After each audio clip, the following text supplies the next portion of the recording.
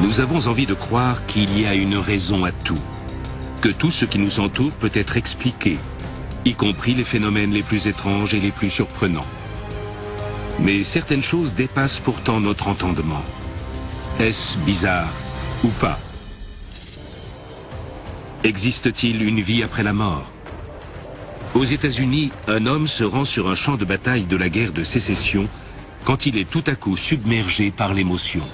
Je ne comprends toujours pas ce qui s'est passé ce jour-là. Est-il la réincarnation d'un général décédé? À Haïti, 18 ans après son décès, un homme revient d'entre les morts. Le décès de cet homme a été constaté par les médecins. Les zombies existent-ils? En Angleterre, des chercheurs se livrent à des séances de spiritisme qui pourraient bouleverser toutes nos conceptions. Détiennent-ils la première preuve de l'existence de l'au-delà? Bizarre ou pas?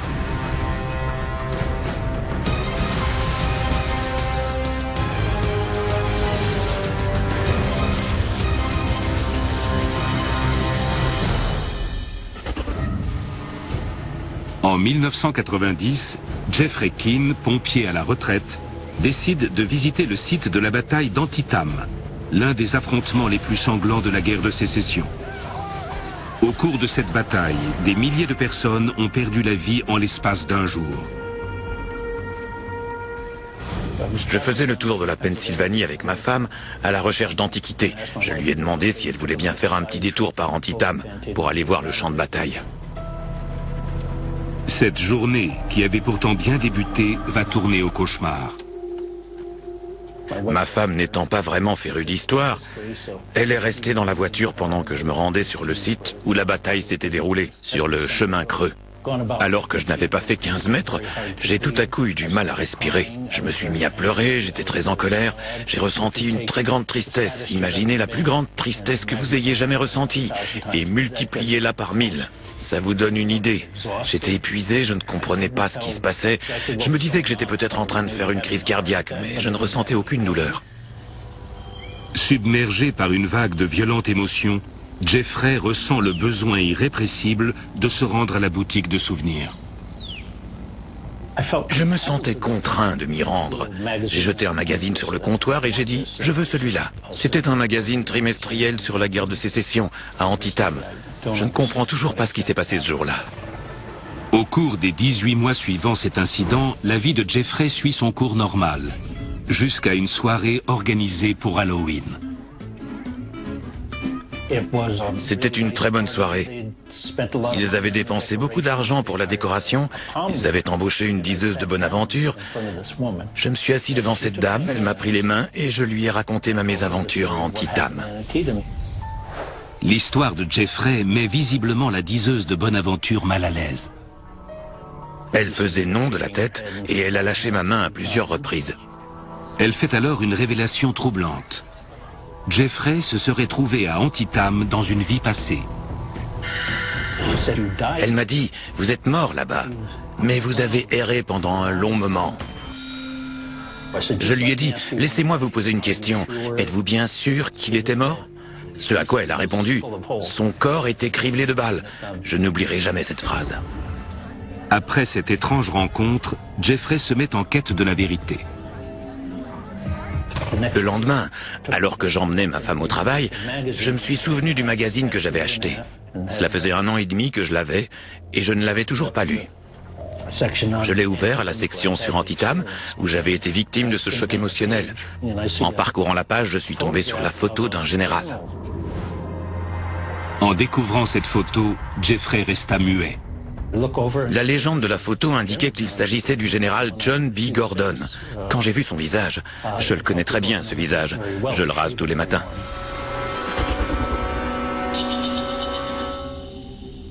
À moins d'être insensible et cervelé et dépourvu de toute forme d'émotion, une telle découverte vous ébranle forcément, même si ça ne suscite chez vous que de l'admiration. Jeffrey est donc le sosie du général John B. Gordon. Mais les choses prennent une tournure encore plus étrange à mesure qu'il lit l'article. J'ai lu qu'il avait été blessé à 5 endroits ce jour-là. Il a reçu une balle dans la tête et j'en ai déduit que cela lui avait sûrement été fatal. John B. Gordon était général dans le 6e régiment de l'Alabama. Un héros qui perdit la vie lors de la bataille sanglante d'Antietam. Y aurait-il un lien entre Jeffrey et un général décédé près de 200 ans plus tôt? Jeffrey établit une connexion surprenante entre deux événements. C'était le jour de mes 30 ans. À minuit, j'ai ressenti une horrible douleur dans la mâchoire qui a irradié jusque dans mon cou. Je sais maintenant ce qu'on éprouve quand on reçoit une balle dans la tête. La mystérieuse douleur ressentie par Jeffrey a-t-elle un quelconque lien avec les blessures du général Gordon? Le général Gordon avait 30 ans lorsqu'il a reçu une balle dans la tête. Le même âge. Cela s'est produit 10 ou 15 ans avant que j'entende parler de Gordon pour la première fois. Ça n'avait pas eu lieu dans le sens inverse. Je ne savais rien des blessures du général Gordon. Je ne m'étais pas rendu à l'hôpital pour faire falsifier des documents reproduisant la blessure dont le général Gordon avait été victime plus de 100 ans auparavant.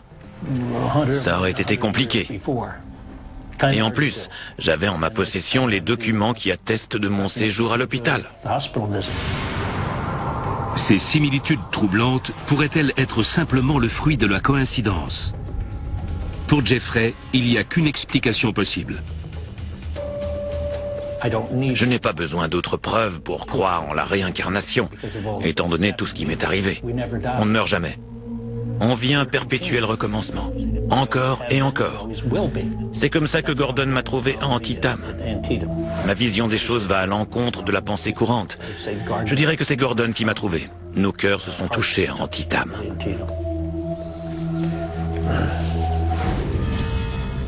Le docteur Cynthia Meyersberg est psychologue à l'université d'Harvard. Selon elle, la réincarnation est simplement fonction de la façon de gérer nos souvenirs. Lorsqu'un événement étrange nous arrive, nous cherchons à donner un sens à notre vie. Si vous avez une imagination fertile, il peut être très difficile de faire la distinction entre un souvenir de perception et ce qui peut être un souvenir imaginaire. Ai-je rêvé ou ai-je vraiment vécu cette situation? En ai-je entendu parler ou en ai-je vraiment fait l'expérience? La différence peut être ténue. Selon Cynthia, l'explication se trouve dans notre propension à créer de faux souvenirs. L'expression faux souvenir parle d'elle-même. Il s'agit de souvenirs d'événements qui n'ont jamais eu lieu ou qui ne se sont pas passés de la manière dont on s'en souvient. Certaines personnes, telles que Jeffrey, s'inventent-elles des histoires? Et si tel est le cas, pourquoi? Nous avons souvent l'impression que les souvenirs s'apparentent à un film qu'on regarderait à travers les yeux de notre esprit. Mais ce n'est pas vraiment ce qui se passe. On reconstruit toujours nos souvenirs à partir d'éléments que nous avons enregistrés et ensuite associés. C'est notre cerveau qui comble les vides. Les chercheurs ont étudié ce phénomène. Il est possible de créer de faux souvenirs en quelques instants. Par exemple, si une personne est mise en présence d'une photo truquée, la représentant enfant dans une montgolfière, elle peut très rapidement élaborer un souvenir à partir de cela. Nous mesurons la propension à créer de faux souvenirs en laboratoire grâce au paradigme DRM, ou Dease Rodiger-McDermott. Ce paradigme consiste à présenter à des personnes une liste de mots qu'ils écoutent dans notre laboratoire. On leur demande ensuite d'écrire sans réfléchir uniquement les mots qu'ils sont sûrs d'avoir entendus. Le piège, c'est qu'à chaque fois, un mot est absent de la liste, mais y est directement lié. Imaginez que les mots soient aigre, amer, sucre, miel, etc., mais que le mot sucré ne soit pas présent.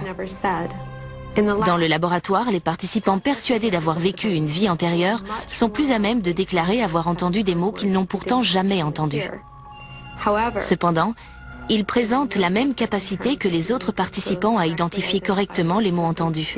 On peut donc dire qu'ils sont plus à même d'avoir de faux souvenirs de mots qu'ils n'ont pas entendus, mais que leur vraie mémoire fonctionne de la même façon que celle des autres participants. Mon interprétation, c'est que bien qu'il existe une différence dans la capacité à former de vrais souvenirs, il y a surtout une propension accrue à créer des souvenirs correspondant à des événements qui n'ont peut-être jamais eu lieu. La prétendue réincarnation de Jeffrey ne serait-elle qu'une série de faux souvenirs? Mais alors, comment expliquer ce choc violent? Certaines personnes pensent avoir vécu une vie antérieure car elles sont confrontées à un événement étrange, hors norme, auquel elles cherchent une réponse. La réincarnation existe-t-elle ou n'est-elle qu'un produit de notre esprit? Avons-nous tous des vies passées, présentes et futures?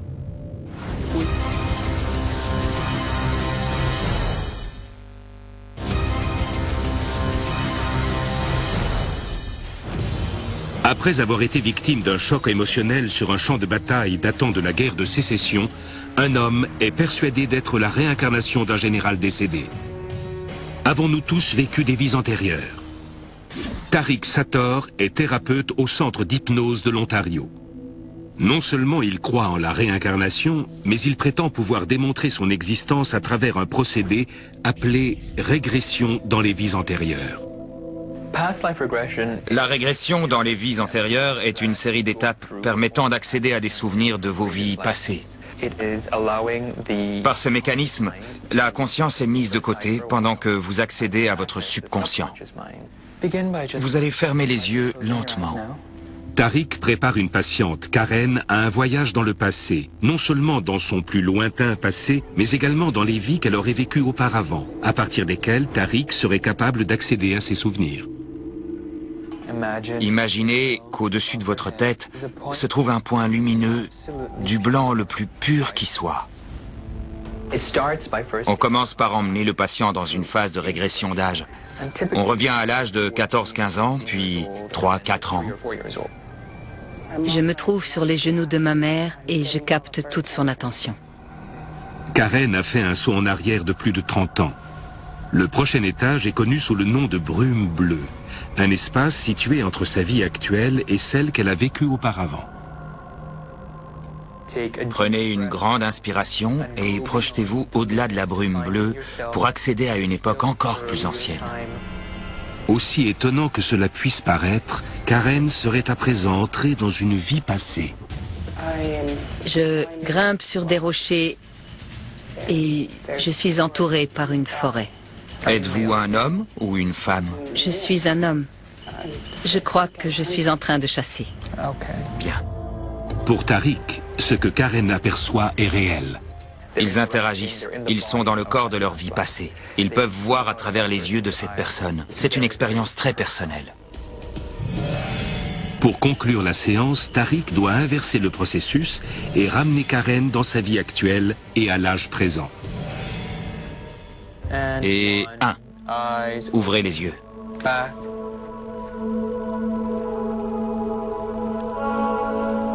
Karen a-t-elle vraiment accédé à sa vie passée? La régression dans les vies antérieures peut-elle apporter la preuve que la réincarnation existe? Le docteur Stuart Amroff, en tant que scientifique, estime que seule la science peut apporter la preuve de l'existence de la réincarnation. Il y a de nombreux témoignages anecdotiques qui attestent une forme de réincarnation. Mais personne n'en a tenu compte car il paraissait irrationnel. Aujourd'hui, nous avons une théorie, une explication possible. Je pense donc qu'il faut réévaluer ces témoignages et les prendre en compte sérieusement. La théorie du docteur Amroff porte sur l'un des plus grands mystères à la fois du monde religieux et du monde scientifique, l'âme. Je pense que l'âme, c'est en réalité la somme de nos souvenirs et de notre conscience. Et selon moi, l'âme peut exister indépendamment du corps, après la mort, et sûrement aussi à travers la réincarnation. Le docteur Amroff va encore plus loin. Il considère que l'âme n'est en réalité qu'une série d'informations quantifiables par la physique. Je pense qu'il existe une version quantique de la conscience qui peut donner naissance en quelque sorte à une âme quantique. Cela pourrait expliquer que toutes ces histoires circulent depuis des siècles. Selon bon nombre de scientifiques, la conscience se trouve dans des cellules présentes dans le cerveau. Le docteur Amroff considère au contraire que celle-ci se situe à un niveau subatomique, dans des particules quantiques capables de rester connectées pour survivre à la mort. Lorsqu'un patient se réveille après un arrêt cardiaque, il raconte souvent avoir vu une lumière blanche, un tunnel, et très souvent avoir flotté au-dessus de son corps, extérieur à la scène qui se déroulait devant lui. Il pourrait s'agir de la conscience en tant qu'information quantique qui se dissipe. Lorsque le patient est ramené à la vie, l'information quantique réapparaît. Le patient se réveille et raconte alors avoir vécu une expérience de mort imminente, voire extracorporelle. C'est une théorie stupéfiante. Mais si notre âme est présente sous forme quantique, comment se réincarne-t-elle? Il est possible que cette information quantique, cette âme quantique si vous préférez, puisse s'introduire dans un embryon, auquel cas il y aurait réincarnation. Notre âme est-elle constituée d'informations capables de se déplacer et même de pénétrer dans un embryon? L'un des plus grands mystères de l'univers a-t-il été élucidé? Nous savons très peu de choses sur la nature de la réalité. Il serait donc, à mon sens, ridicule d'affirmer qu'un tel phénomène ne peut se produire. Et si l'on prend en compte les témoignages anecdotiques de réincarnation, les souvenirs d'une vie antérieure, etc., il me semble plus logique de partir du principe que la réincarnation existe. Jeffrey Keane est-il la réincarnation d'un général disparu il y a longtemps? Ou cette idée s'est-elle insinuée dans son esprit à cause de faux souvenirs? L'âme existe-t-elle indépendamment du corps? Peut-on rendre visite à nos vies passées? Et si tel est le cas, que pouvons-nous y découvrir? Bizarre ou pas?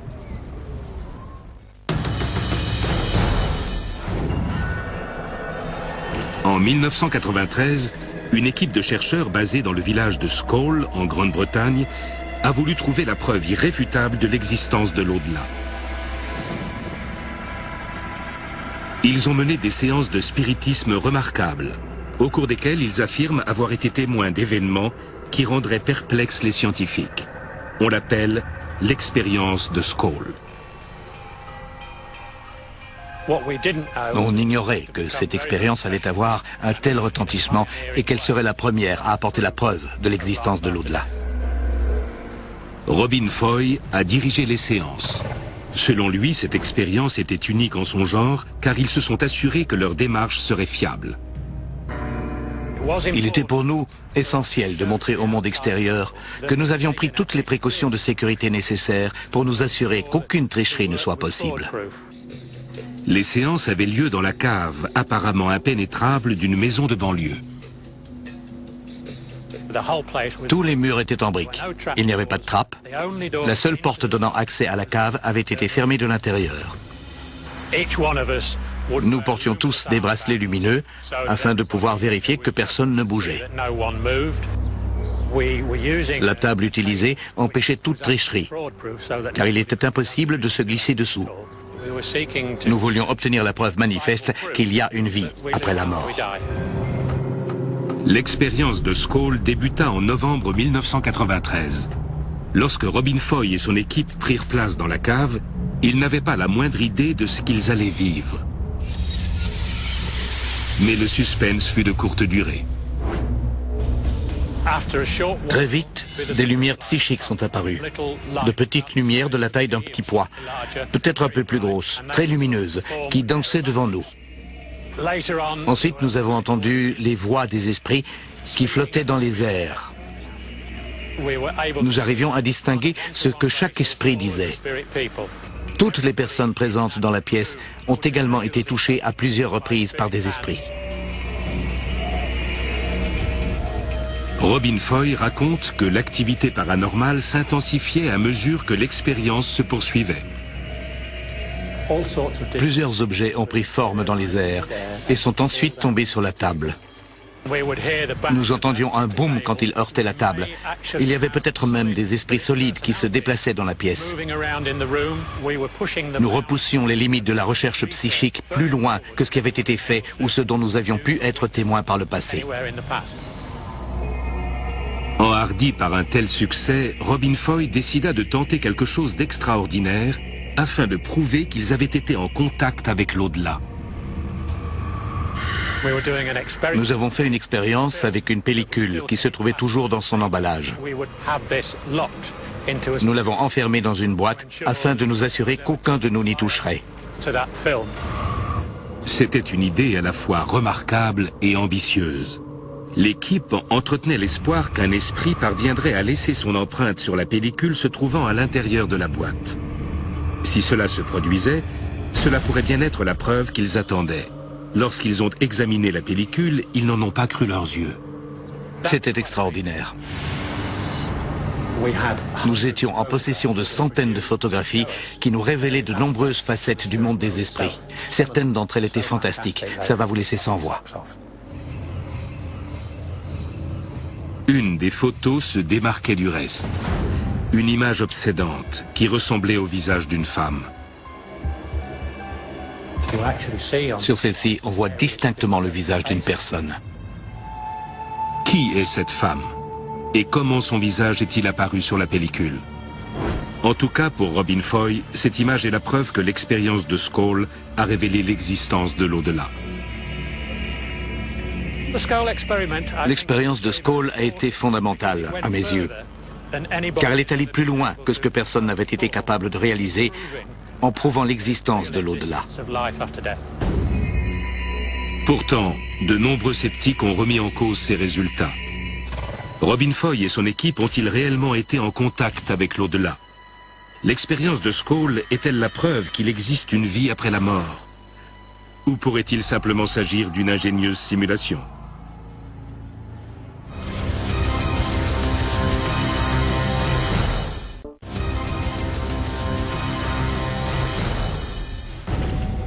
Une équipe de chercheurs britanniques affirme avoir mené des séances de spiritisme révolutionnaires. Détiennent-ils vraiment la preuve de l'existence de l'au-delà? Brian Dunning est journaliste scientifique. Selon lui, l'expérience de Skoll n'est qu'une illusion. Le problème, c'est que depuis 200 ans, les séances de spiritisme sont exécutées en tant que tour de magie. Il s'agit d'un illusionniste qui donne l'impression que des esprits se trouvent dans la pièce. C'est un tour de magie. Il est presque impossible de concevoir qu'une séance de spiritisme soit menée sérieusement. Il s'agit toujours d'une représentation. Du coup, difficile de prendre tout ça au sérieux. Nous allons tenter de recréer la fameuse expérience de Skoll.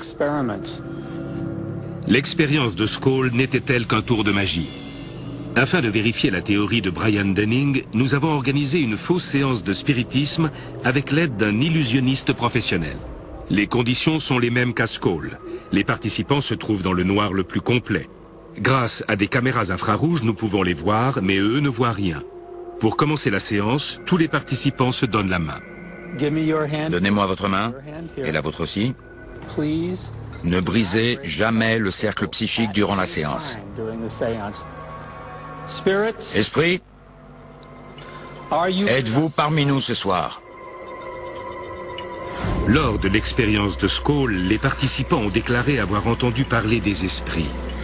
L'illusionniste va tenter de recréer leur voix avec l'aide d'une assistante munie d'un mégaphone en carton.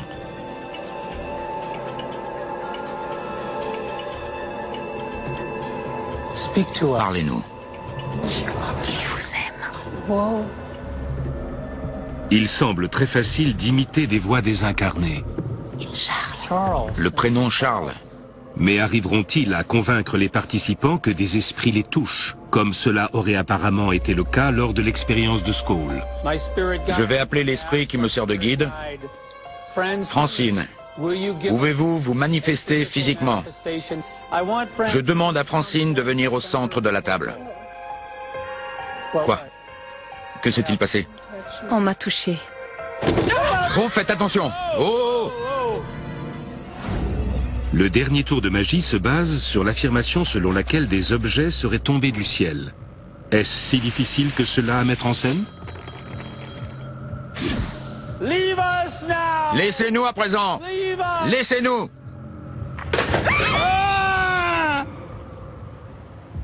L'expérience est terminée. Bien que la séance n'ait été qu'une mise en scène plutôt grossière, les participants sont visiblement sous le choc. Personne ne rigole. Ils ont tous pris ça très au sérieux. Ça a été une expérience très forte pour eux. Même si les participants ont été piégés, Brian y voit la preuve que l'expérience de Skoll n'était qu'une supercherie. Nous venons de voir certaines des manifestations qui ont été signalées lors de l'expérience de Skoll. Nous avons vu qu'elles pouvaient facilement être simulées. Est-ce qu'on peut être sûr qu'ils ont procédé de cette façon à Skoll? Non, car il n'y a eu aucun contrôle. On ignore ce qui s'est réellement passé. Mais quand on voit comment il est facile de mettre en scène cette expérience, comment savoir si ce qu'ils disent est vrai? Se pourrait-il que la plus grande expérience révélant l'existence de l'au-delà ne soit qu'une illusion? Les tours de magie sont très faciles à réaliser. Cela ne fait aucun doute. Nombre de déclarations formulées par les participants de l'expérience de Skoll ont été balayées d'un revers de la main. Cependant, le plus grand mystère reste entier. Qui est cette femme et comment son visage est-il apparu sur une pellicule enfermée dans une boîte? Peter Sramek est expert en photographie.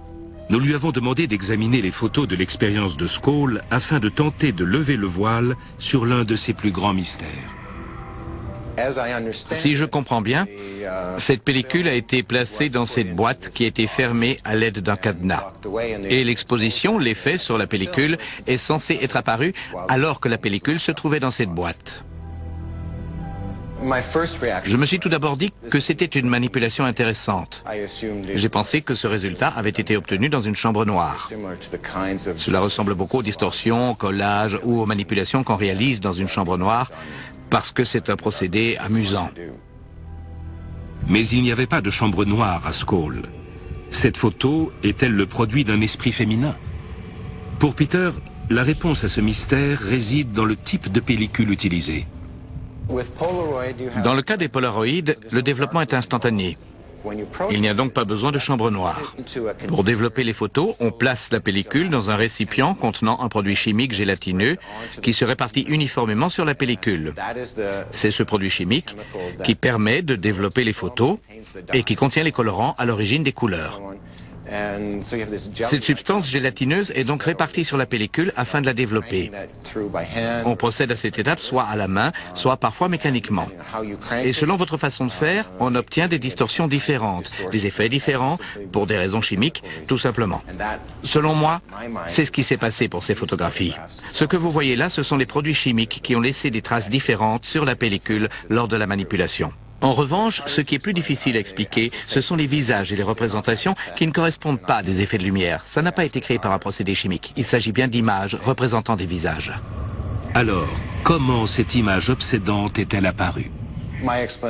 Ce que je vois comme explication, c'est qu'on a trafiqué la pellicule, qu'on l'a placée dans l'appareil photo et qu'on a pris ces visages en photo avant la prétendue expérience. Du coup, lors du développement, ces visages sont apparus. Mais ils sont apparus déformés, en raison du processus de distorsion causé par les produits chimiques. C'est assez facile à réaliser. Je prends cette pellicule. Elle est toute neuve, personne n'y a jamais touché. Je la prends. Je l'insère dans l'appareil photo. Je prends des photos jusqu'à la fin de la pellicule. Et je la rembobine tout en laissant dépasser l'amorce comme cela. Personne ne peut alors savoir si la pellicule a été utilisée ou non. Peter pense avoir élucidé le mystère. Et pourtant, imaginons que les chercheurs de Skull aient dit la vérité. Je ne pense pas qu'il ait été possible, alors que la pellicule se trouvait dans la boîte, de créer de tels effets. À moins, bien sûr, de croire à une explication surnaturelle. Cette femme vient-elle tout droit du monde des esprits? Robin Foy et son équipe de chercheurs ont-ils trouvé la preuve, à Skull, de l'existence de l'au-delà? Ou tout cela n'était-il qu'une ingénieuse supercherie? Quelle que soit la vérité, est-ce bizarre ou pas? La petite nation d'Haïti est le théâtre de nombreux mystères. Mais l'histoire la plus étrange est celle d'un homme appelé Clervius Narcisse. Wade Davis, explorateur et écrivain, s'est intéressé à cette affaire qui a débuté en 1962 lorsque Clervius Narcisse est soudain tombé gravement malade. Les symptômes dont il souffrait étaient si étranges qu'on pouvait penser au départ que cette maladie relevait du domaine de la science-fiction. Malgré le travail acharné des médecins, Clervius Narcisse n'a pu être sauvé. Les médecins, les infirmières et les membres de la famille de Clervius Narcisse ont tous été témoins du décès. Sa sœur a apposé son empreinte digitale sur le certificat de décès, attestant que c'était bien son frère qui venait de mourir. Dévasté, sa famille lui fit ses adieux et le corps de Clervius fut mis en terre. Vous pouvez vous rendre sur sa tombe. Une dalle de ciment y a été placée peu de temps après son décès. On n'aurait plus jamais dû entendre parler de Clervius Narcisse. Pourtant, 18 ans plus tard, un événement incroyable se produisit et personne n'oublia son nom.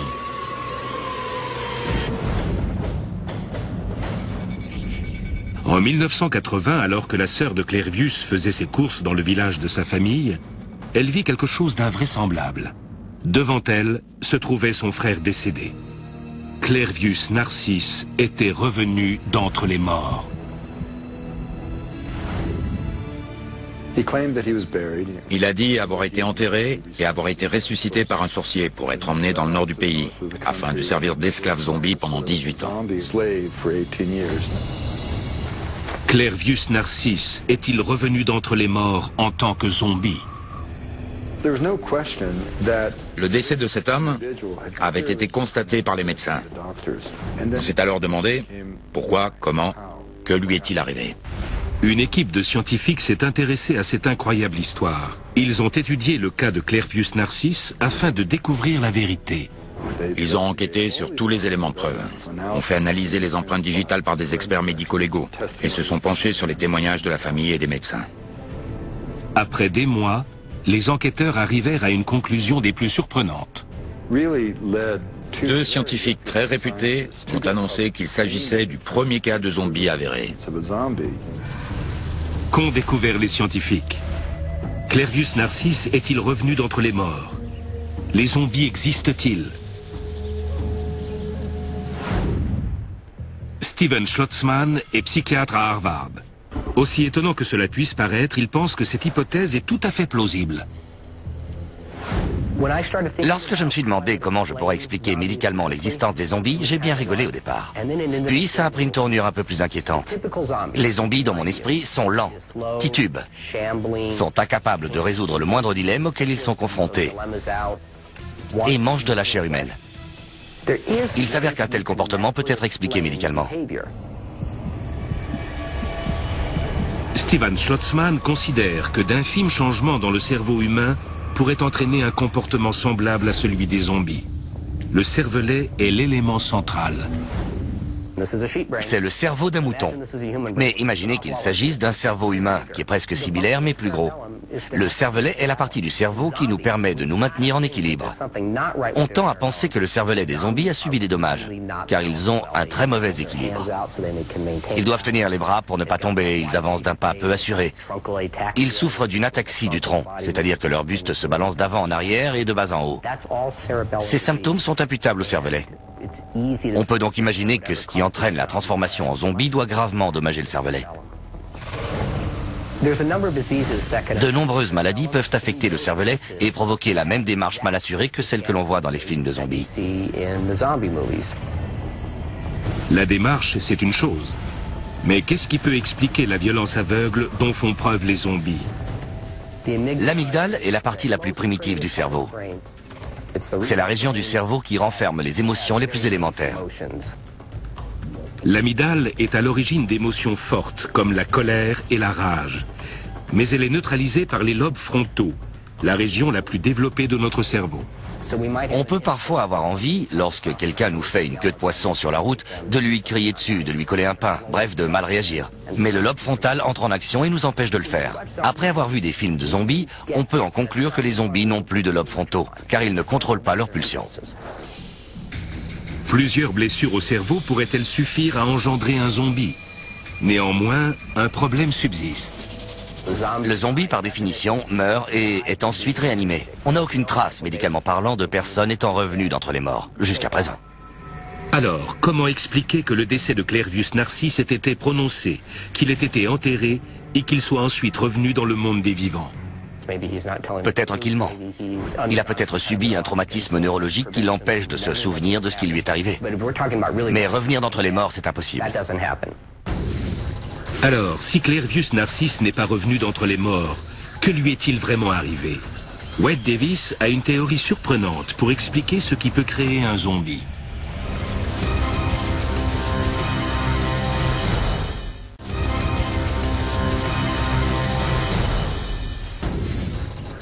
Un homme, originaire d'Haïti, décédé des suites d'une mystérieuse maladie, revient d'entre les morts 18 ans plus tard. Est-il la preuve de l'existence des zombies? Wade Davis, qui a enquêté sur l'affaire, présente une théorie des plus incroyables. Selon lui, Clervius Narcisse n'était pas mort. Il semblait simplement l'être. Qu'est-ce qui a bien pu berner les médecins? Beaucoup de drogues ont un potentiel mortel. Mais s'il existait une drogue capable de vous mener aux portes de la mort et de vous ramener parmi les vivants, ce serait vraiment remarquable. En 1982, Wade Davis a fait une découverte capitale. Il a découvert que les prêtres vaudous haïtiens utilisaient un poison spécial pour transformer les hommes en zombies. S'agirait-il de la drogue qu'il recherche? Il a décidé de se rendre en Haïti afin de lever le voile sur ce mystère.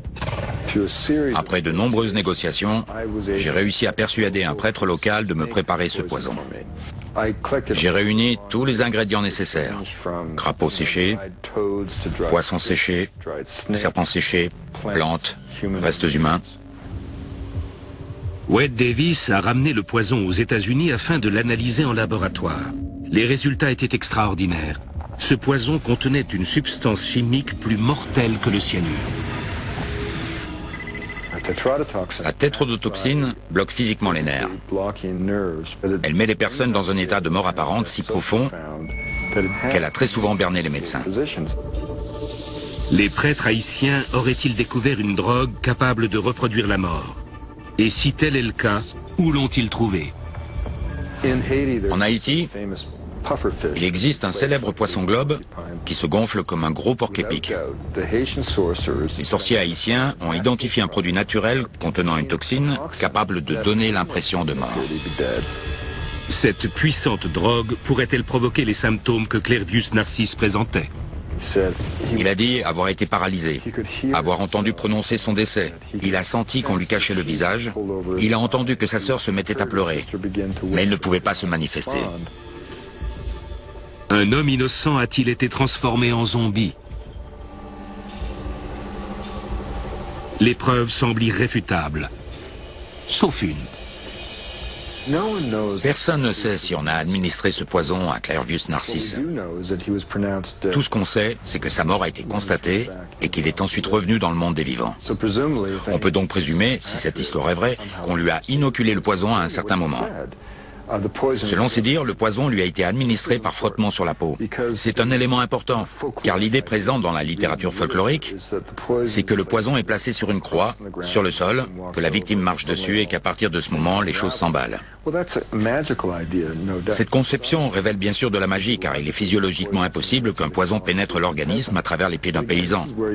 Mais il faut bien différencier la conception folklorique de la conception scientifique. Clervius Narcisse raconte qu'on lui a administré le poison par la peau. C'est important, car pour garantir l'efficacité de cette poudre, il faudrait en effet l'administrer par le sang.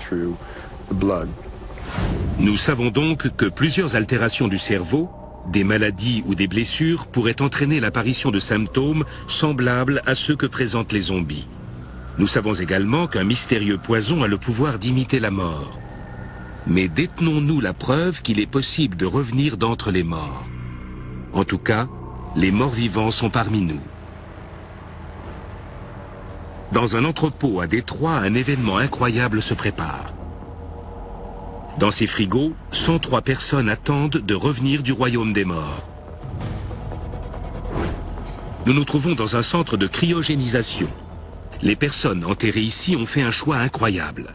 Celui de congeler leur corps après leur mort, dans l'espoir que la science puisse un jour les ramener à la vie.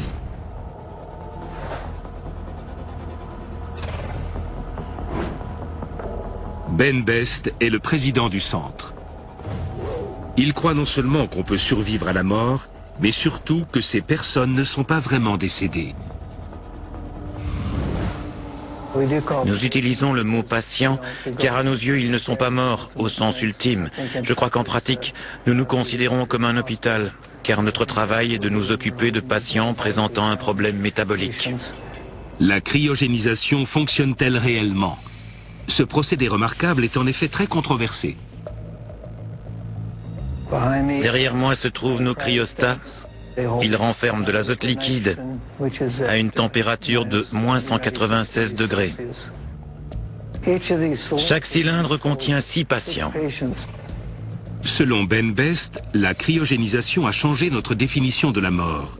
Il y a seulement quelques dizaines d'années, lorsque le cœur cessait de battre, c'était la fin. On ne conçoit plus les choses de cette façon. Mais comment garder en vie une personne décédée? La première étape consiste à pomper le sang, riche en oxygène. Cela permet de garder en vie les cellules et de prévenir les dégâts que peuvent engendrer la rigidité cadavérique. Il faut ensuite refroidir le corps. Nous ne nous contentons pas de plonger le patient dans de l'azote liquide. Un refroidissement aussi brutal aurait de graves conséquences. Nous essayons de procéder au refroidissement du corps de manière contrôlée. Si nous effectuons cette étape trop rapidement, de nombreuses fissures apparaissent. Nous ne pouvons pas totalement empêcher la formation de fissures, mais si vous plongiez directement le patient dans de l'azote liquide, cela créerait beaucoup de fissures et de dégâts. Notre objectif est de refroidir le corps le plus rapidement possible pendant que le cryoprotecteur, l'antigel médical, se trouve encore à l'état liquide. Lorsqu'il se solidifie, le refroidissement doit se faire très lentement. Car lorsqu'il se trouve à l'état liquide, plus c'est froid, mieux c'est. Mais lorsque le liquide se solidifie, si on refroidit le corps trop rapidement, on crée un stress thermique. Il est nécessaire de faire baisser lentement la température corporelle, en plaçant tout d'abord le corps dans un bain glacé, puis dans une chambre frigorifique, où il atteindra moins 196 degrés. Ben Best considère que ce procédé garantira la préservation de ces corps pendant des centaines, voire des milliers d'années. Mais quel en est l'intérêt? Je pense que si l'on conserve correctement les corps, on découvrira dans le futur une technologie capable de les ramener à la vie. On a de bonnes raisons de croire que les nanomachines pourront redonner à ces personnes leur état normal. Les nanomachines existent déjà. Ce sont de minuscules machines plus petites qu'une cellule qui, d'après les scientifiques, pourraient bientôt se déplacer dans notre sang pour repérer des virus, réparer des organes ou encore détruire des maladies. La cryogénisation pourrait-elle la garante d'une vie après la mort? Peut-elle vaincre la mort? Ben Best y voit en tout cas notre meilleur espoir d'accéder un jour à la vie éternelle. Ça ne me paraît pas plus farfelu que d'imaginer qu'un jour on pourra vivre sur la planète Mars. Est-il possible de mourir, puis de se réveiller 1000 ans plus tard pour reprendre normalement le cours de notre vie? Et si ça l'était, le voudrions-nous vraiment? Ou alors, revenons-nous dans le monde des vivants en tant que zombies, condamnés à une existence sans but? La vie après la mort, est-ce encore la vie?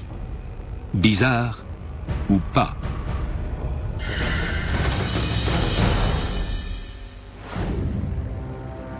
Ces manifestations de l'au-delà nous sont parvenues du monde entier. Dans le Connecticut, un homme est submergé par l'émotion alors qu'il se rend sur un champ de bataille datant de la guerre de sécession. Est-il la réincarnation d'un général décédé? En Angleterre, des scientifiques mènent une expérience paranormale hors du commun. Détient-on la première preuve de l'existence de l'au-delà? Et en Haïti, un homme revient d'entre les morts 18 ans après son décès. Les morts vivants sont-ils parmi nous? Les zombies existent-ils? Ces histoires sont-elles la preuve qu'il existe une vie après la mort? Peut-on ignorer ceux qui affirment que ces histoires sont vraies? À vous de décider.